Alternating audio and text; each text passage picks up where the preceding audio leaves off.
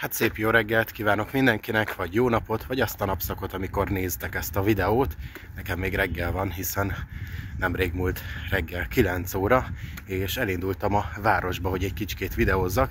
És ami jó hír számotokra, hogy most sűrűbben fognak érkezni a videók, hiszen rengeteg téma van, és hál' Istennek szabadságon vagyok, úgyhogy időm is van rá, hogy elkészítsem nektek a jobbnál jobb felvételeket. Aki lemaradt volna róla, tegnap indult az új sorozatom, a Szeba Lexikon, amivel nagyon nem vagyok megelégedve, hiszen voltak benne hibák, és ezt én is belátom. Ez úgymond egy demo anyag, tehát úgy tekintsétek meg, hogy csak kísérleteztem ezzel a fajta műsorral. Nyilván a visszajelzésetek alapján fogom folytatni, illetve olyan témaköröket tervezek majd, ami titeket is érdekel. És az oka az annak, hogy kicsikét nehézkesen fogalmaztam, és nagyon sokan azt írtátok, hogy töröm a magyart, az az volt, hogy szintén korán reggel vettem fel a videót, úgyhogy nagyon fáradt voltam. Első napon volt a szabadságból, és hát korán kellett kelnem, hogy meg tudjam ezt csinálni, hiszen utána rengeteg dolgom volt, és még így is elmaradtam a vágással, és nagyjából este 9 órára lettem meg vele. Nagyon sok háttérmunka, illetve utómunka volt vele. Ugye a háttér az nem éppen a legjobban sikerült, ezt az AI Cut Out-tal csináltam, tehát a mesterséges intelligencia vágta ki mögülem a hátteret, ami valljuk be azért nem a legprofibb volt. Voltak benne hibák magában a Matrixban, ha lehet így mondani.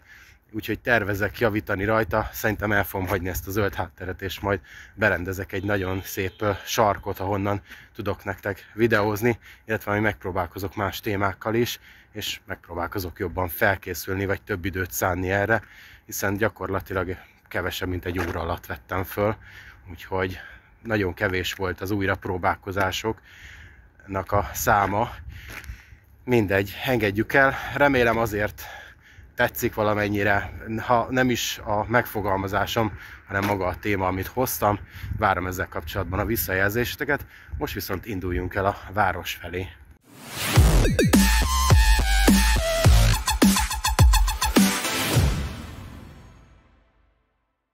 Ugyanis a videó első felében szerettem volna foglalkozni még a eltűnőben lévő villamosokkal.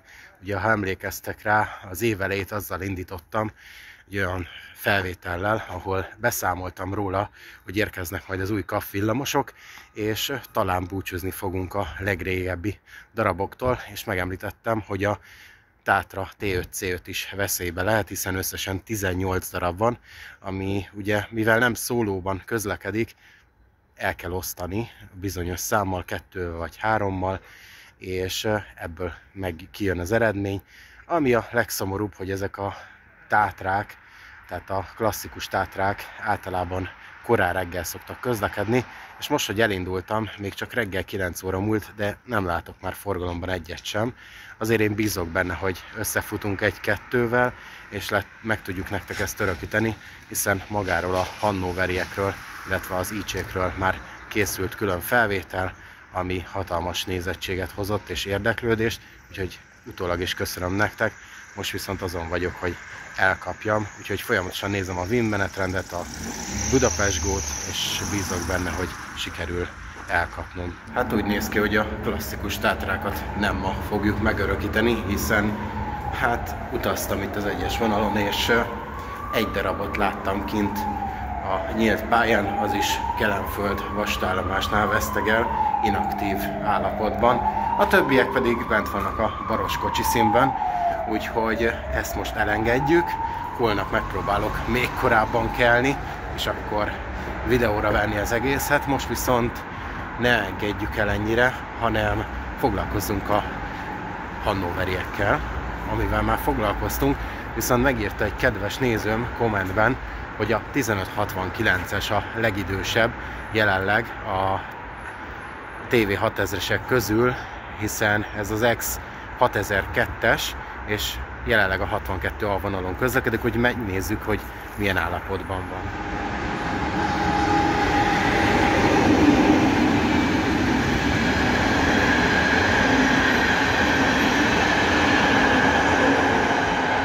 És belejöttünk a régi Mézeskalács térre, új nevén Rákospalota MÁV telepre, hogy elkapjam nektek ezt a régi kis járművet, és megnézzük, hogy milyen állapotban van.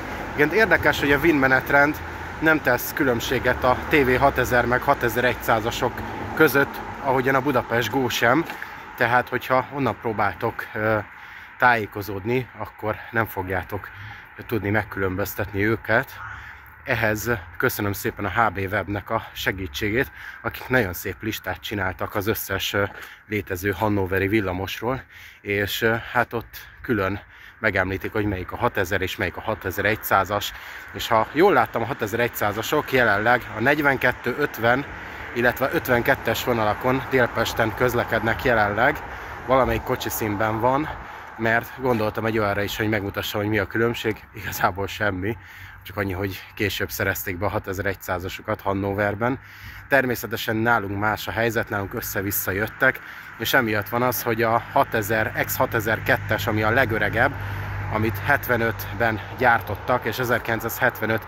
február 3-án vették állományban Hannoverben, az jelenleg a 1569-es pályaszámot viseli, és nálunk nem is az elsők között jött 2001-ben, hanem 2002-ben lett állományba véve, úgyhogy megnézzük az állapotát. A pillanatok egyike, amikor 62-es közlekedik, hiszen mindig hétvégén járok errefelé, és akkor ugye csak a 69-es jár, meg a 3-as villamos, se 62, se 62A nincs, úgyhogy itt a Hurokban nagyon ritkán lehet elkapni bármit is, ahhoz hétfőtől péntekig kell kijönnetek. Külső szemre egyébként tök jól néz ki maga a villamos, nagyon szépen át van festve, úgyhogy semmi különbséget nem veszünk észre, nem úgy, mint a másiknál, ami itt áll félreállítva, kicsikét lerobbant állapotban van. Ugye ez a 15-45-ös, úgyhogy nem feltétlenül a legrégebbiek vannak a legrosszabb állapotban. Megpróbálom azt is megnézni közelről.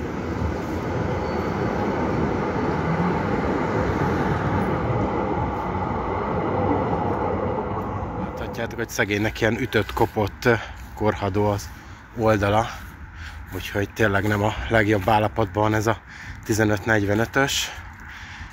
És sok helyen ki van javítva a hiba, de itt a homlokfalon a vezetőállásnál látható a rothadásnak a jelei, tiszta rozsdás, hogy megfigyelhetitek itt. Hát szegénykém ilyen állapotban vesztegel. Az is meg lehet, hogy nem a legrégebbieket fogják selejtezni, hanem az ilyen rossz darabokat. Úgyhogy én inkább arra tippelnék, hogy ezeket a zöld kijelzősket, aminek azért sem cserélték ki szerintem a kijelzőit, mert nem terveznek vele hosszú távra. Látjátok, itt a 62A felirat is, de a digitális kijelző kicsikét ki van dőlve a helyéről, úgyhogy valószínűleg a 15-45-ös is a listára kerülhet, de tényleg nem akarok semmit feltételezni, mert nem tudhatom. És közben már itt vagyunk a X6002-esen, a 1569-esen látjátok, hogy itt is teljesen kopottak az ülések, úgyhogy nem a legjobb állapotban van szegénykém. Viszont itt már nem ez a régi gumipadló van. Láthatjátok itt a B vége. 6002. Olyan, mint hogyha valamennyire modernizálták volna, legalábbis itt a vezetőállást.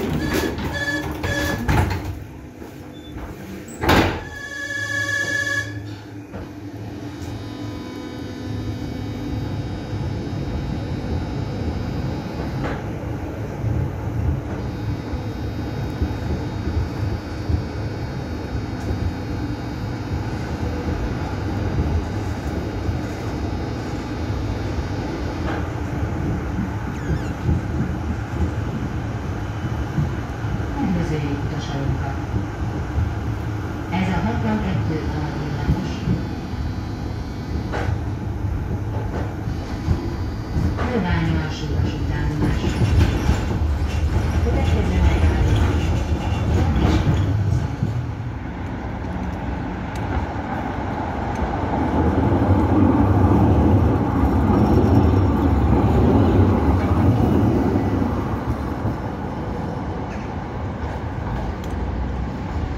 Szálltunk itt az Őrsvezér téren a 1569-esről, és el kell mondjam nektek, hogy tényleg nem jelenti azt, hogy a legrosszabb állapotban a legrégebbiek vannak, hiszen látszik rajta, hogy fel lett újítva, és azon kívül, hogy kopott az ülése, semmi rosszat nem lehet elmondani az X6002-esről, úgyhogy kíváncsi leszek majd, hogy mik lesznek selejtezve, és az is érdekes, hogy a kaffokat, tehát az új kaffot, a 22, 57, 58, 59-et nem lehet soha látni. Elméletileg már próbafutáson kéne lenniük, hogy minél előbb forgalomba állhassanak, de akárhányszor ránézek, mindig itt állnak a VIS-ben eldugva a kíváncsi szemek elől, hiszen most is a VIS-ben itt a kinti részen csak egy KCV 7-est, illetve egy Hannoverit látok, úgyhogy kérdés, hogy mikor fogják ezeket elvégezni, és mikor állhatnak majd forgalomba. Én leszek szerintem az elsők között, akik megnézzük a különbséget, mert tudom, nem vagytok odáig a PET palackokért, de nekem akkor is tetszenek, és szeretem őket, és a modernizációt látom bennük, a jövőt. Most viszont foglalkozunk egy kicsit más témával, hiszen egy fontos bejelentés érkezett még a múlt héten, csak most jutottam el odáig, hogy videót is készítsek róla, ez pedig nem más, mint az M2-es metrónak a teljes akadálymentesítése. Ezt maga a főpolgármester jelentette be egy Facebook posztban, egy videóban, aztán lehozta több híroldal is, például a Magyar Építők is közölt róla egy cikket, amit a leírásba leteszek, ott el lehet olvasni.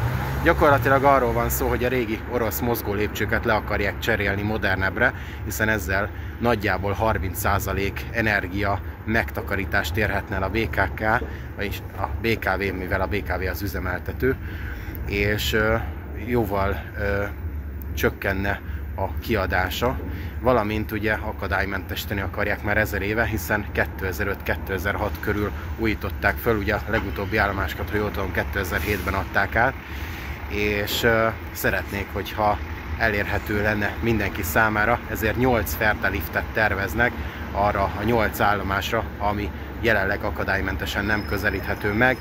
3-at tudunk jelenleg elérni akadálymentesen, ezek az Őrsvezértere, a Pillangó utca, nyilván a 2 felszíni állomás, valamint a Puskás Ferenc stadion, ami ilyen aluljáró szintben helyezkedik el. Nagyjából a mély állomásokat esélytelen. Egyébként osztottam, szoroztam, és ez a 8 ferdelift nekem nagyon kevésnek tűnik, hiszen az azt jelenti, hogy állomásonként egyet terveznének. Na már most, hogy mi a helyzet azzal, hogy az aluljáró szintből hogy fognak feljutni a felszínre, az már egy jó kérdés. Valamint ugye a meglévő kapcsolatok, például a keleti pályaudvarnál az M4-es metróra, valamint a Deák Ferenc téren az M1, M3-as metróra, hogy fognak átszállni ezek az utasok, ez rejtély, de megpróbáljuk ezeket meg. Jelenleg a M2-es metró őrsvezértéri állomás ezen a rámpán keresztül érhető el, ami felvisz titeket egészen a metróig, és szintben be tudtok szállni. És akkor nézzük meg a Puskás Ferenc stadiont, illetve a Pillangó utcát, hogy ezek hogy vannak kiszolgálva.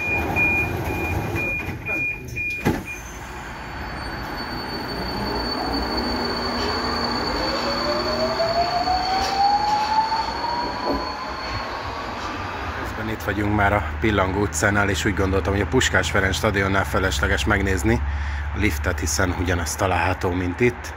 Ugye itt egy belső részben van, ami átmenetileg nem működik, és igen, ez a rákfenéje az egész BKK-nak, illetve hát BKV-nak, hiszen valljuk be, nem a BKK az üzemeltető, hanem maga a BKV, tehát ne keverjük ezt a két vállalatot. Nyilván az a rákfenéje, hogy sosem működnek a liftek rendesen. Erre jó példa például a M3-as metró vonalon átadott felvonók, amik folyamatosan le vannak robbanva, és sosem üzemelnek. Hát mondhatnánk, hogy az is probléma, és ez már egy igazi magyaros hozzáállás, hogy valamit nagy nehezen megépítünk, pénzt szerzünk rá, akár uniós forrásokat, aztán sosem tartjuk őket karban, és mindig eljutunk egy olyan szintre, hogy gyakorlatilag használhatatlan az egész, és sajnálatos módon ez teljesen igaz mindenre. Úgyhogy azzal, hogy nem működik ez a lift, egyébként duplán kiszúrás, hiszen gyakorlatilag csak ebben az irányba hagyható el az állomás területe, tehát hogyha valaki déli pályaudvar felől érkezik, az hiába jönne fel itt erre a folyosóra, nem tud lemenni az utcaszint felé, tehát gyakorlatilag nem tud mit tenni, nem tudja akadálymentesen használni ezt az állomást. Az őrsvezér terénél tud max kiszállni, és max visszajön valahogyan, ahogyan akar. Ha nem akar nagyon sokat jönni, akkor körbe megy a 10-es busszal végig az expónál, úgyhogy nevetséges. Elméletileg ez működik a őrsvezér tere felé maga a lift. Hát ez sincs szerintem a legjobb állapotban, de mindjárt megnézzük. Ütött kopott, és ez még ugye régi 2000-es évek elejé állapot. Van bent egy létra is, ez még sose láttam így, ezt a liftet. Hát igen, nem a régi üveglift. De hát ennyit erről. Úgy örülök annak, hogyha akadálymentesíteni akarnak, de ahhoz meg kéne azt is oldani, hogy rendesen karban legyenek ezek tartva, hogy ne legyen ilyen probléma, hogy átmenetileg hónapokig nem üzemel egy-egy lift, mert akkor olyan, mintha semmit nem tettünk volna, csak elköltöttünk rengeteg pénzt ennek a kiépítésére. És akkor egy kis érdekességet, hogy belevigyek a videóba, nekem a legnagyobb problémám ezekkel a mozgólépcső cserékkel, az a sebessége lesz. Így is sokszor, amikor siet az ember, és tudom, hogy miatt megkaptam a fejemre azt, hogy mi a francnak előzgetek a mozgólépcsőn bal oldalt, miért lököm fel az utasokat. Én nem fellököm az utasokat, hanem sokszor, mivel a város széléről jövök, hogy elérjem a csatlakozást, sokszor be kell gyorsítanom, hogy ezek a mély állomások, mert ezek ugye mély állomásként épültek, esetenként 20-30 méter mélységben a föld alatt, le kell érnem időben ahhoz, hogy elérjem a csatlakozást, és emiatt sietek. És nekem ez az egy félelmem, hogyha jönnek ezek az új mozgólépcsők, ezek annyira iszonyatos lassúak lesznek, hogy kiolvasok egy regényt. Emiatt le fogjuk tesztelni, el fog menni 2 olyan állomásra, egyik, ahol már ezek az új mozgólépcsők vannak, egy, ahol a régi orosz mozgólépcsők, és le fogjuk tesztelni, hogy nagyjából mennyi idő alatt lehet leérni az állomásra. Ugye beszéltem arról, hogy ez a 8 Ferda lift nem biztos, hogy elég lesz. Itt vagyunk a keleti pályaudvaron az átszálló szinten. Ugye az megy lefelé a peronra, ez pedig felfele a felszére. Na már most, ha ezt a 8-at nézzük, tehát állomásonként egyet, akkor nem jön ki a matek, mert ide minimum 2 kellene. A keleti pályaudvarra kapcsolatban sejtem én a megoldást. Az pedig az, hogy nem itt lesz a Ferda lift, hanem már is mutatom, hogy itt vagyunk a M4-es metrónál, aminek a liftje ott található a pályaudvar felüli oldalon, és ugye már a keleti pályaudvarnak is van liftje.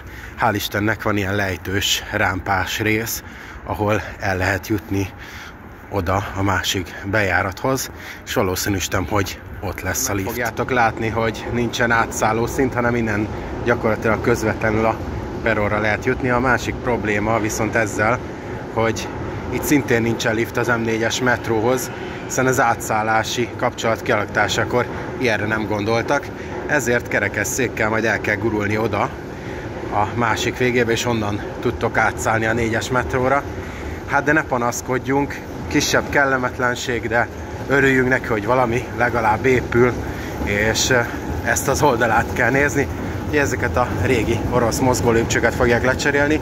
Egyébként látszik is a különbség, hiszen a másik kijáratnál már ilyen modernebb van, még itt a nagyon régi orosz mozgólépcső.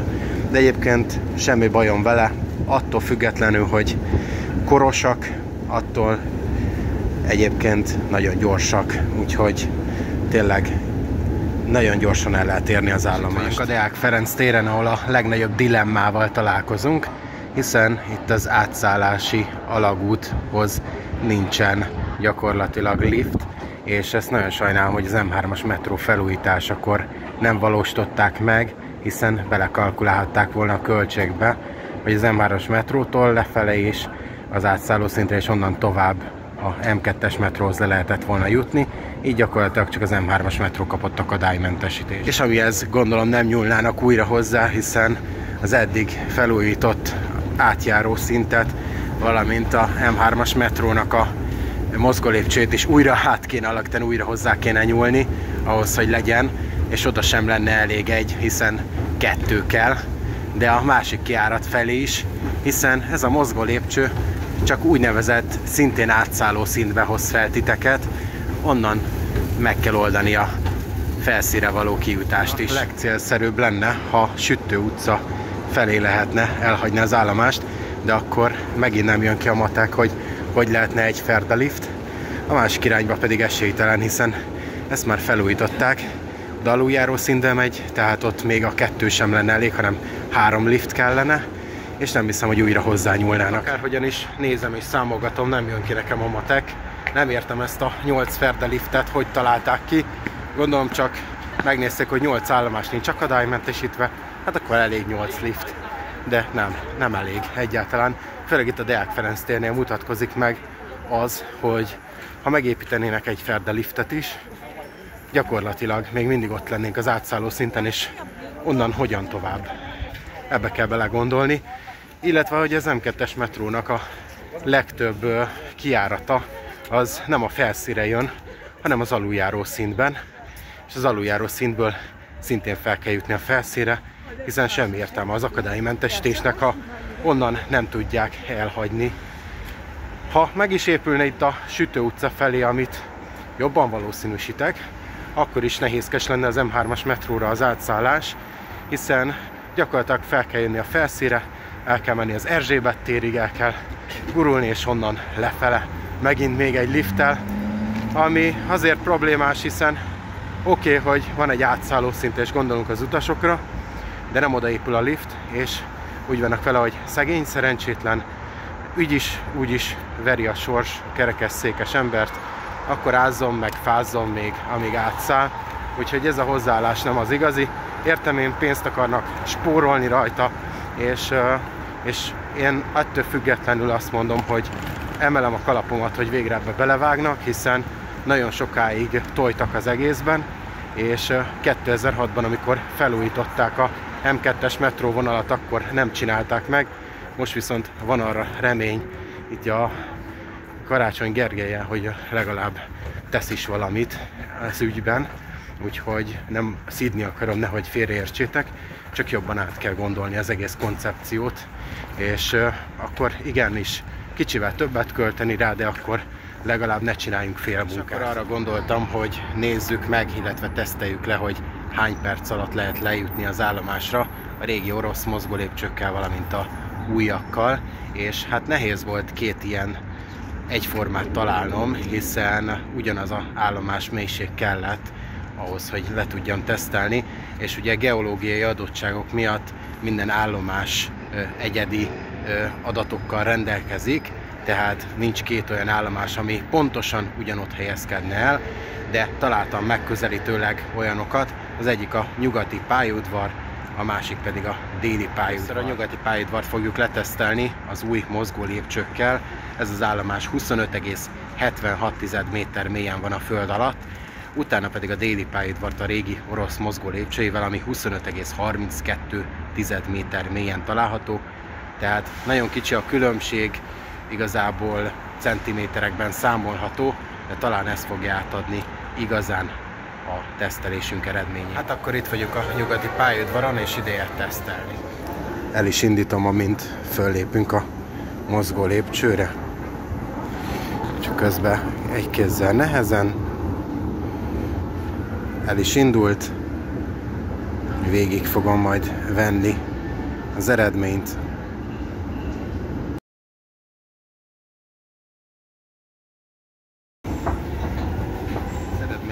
Egészen jó, hiszen 1 perc 3 másodperc alatt értünk le a modern mozgólépcsőkkel, de mi a helyzet a déli pályaudvaron, azt is megtekintjük. Na és akkor teszteljük le a déli pályaudvarnak a mozgólépcsőjét. Van előttünk, és mindjárt indítom az órát, be van készítve, úgyhogy most el is indítottam, és akkor nézzük az időt szintén.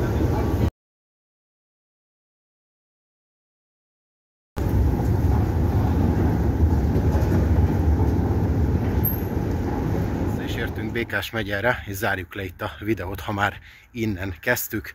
összegezzük, hogy mi történt.